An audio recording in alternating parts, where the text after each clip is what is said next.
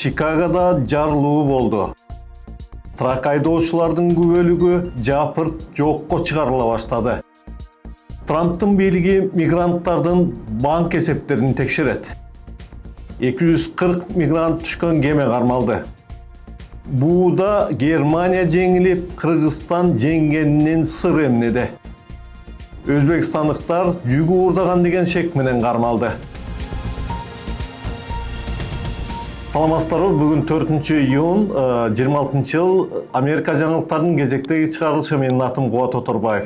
Чикагода жарылуу болду. Ден Рейн трассасында болгон кырсыкта жол тандабас алгач өрткө чулганып, андан кийин катуу жарылуу болду. Окуя болгон жерге полиция, өрт өчүрүү кызматтары чукул арада келип калышты. Жол тилкеси убактылуу жабылды. Окуядан жабыркагандардын абалы тууралуу азырынча полиция маалымат тарата элек.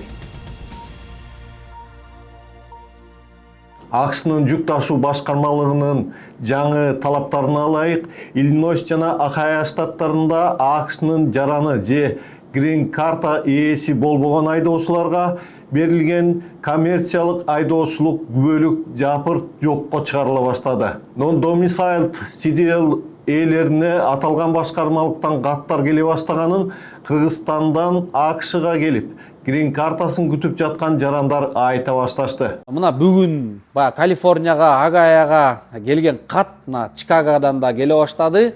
10-июньда сенин праваң обычный DL правага алмаштыр, CDL-ың тынчыды деп келиптир. Айла жок, бүгүн Спрингфилдке барып келдим.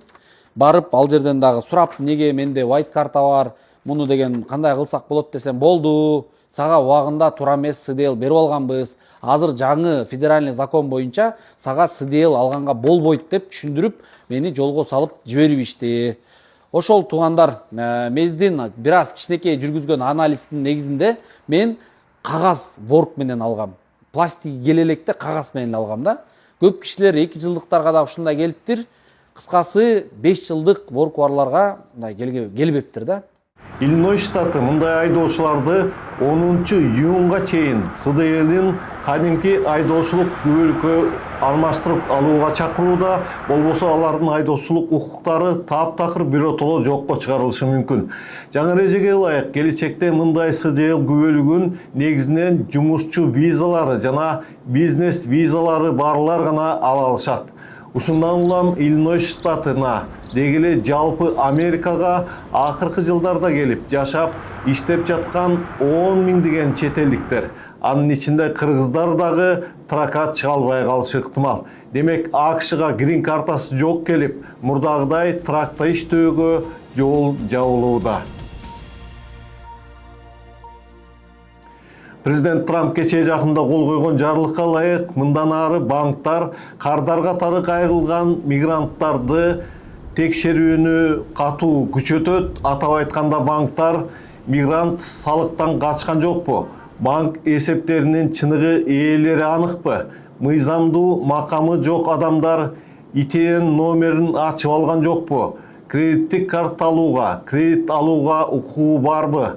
Мына ушулардын бардыгы кылдат текшерилүүгө тийиш. Мындан тышкары федералдык жөнгө салуучулар кардарларды идентификациялоо эрежелерин дагы күчөтүүнү карашат. Шектүү жагдайлар пайда болсо, банктар эсеп ээлеринен кошумча маалыматтарды жана акчанын келип чыгышын тастыктаган документтерди талап кылат. Ак үй өлкөнүн каржы системасын көп жылдар бою кылмыштуу топтор, маңзат картелдери, адам саткандар жана акча адалдоочулар пайдаланып келди деген пикирде.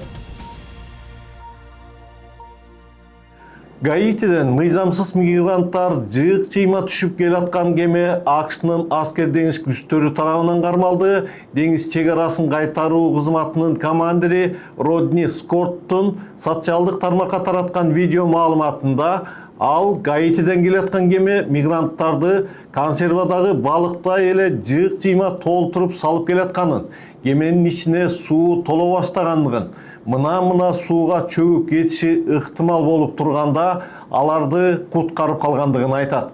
Biz öz ömürün тобокелге салган адамдарды өлүмдөн сактап калдык, деди ал. Трамп бийликке келгенден бери АКШга 100 миңдеп агылып келип жаткан мыйзамсыз мигранттар өтө турган чек аралар кан буугандай жабылган болчу. Бул ирет деңиз аркылуу АКШга келүү аракети дагы оңунан чыккан жок.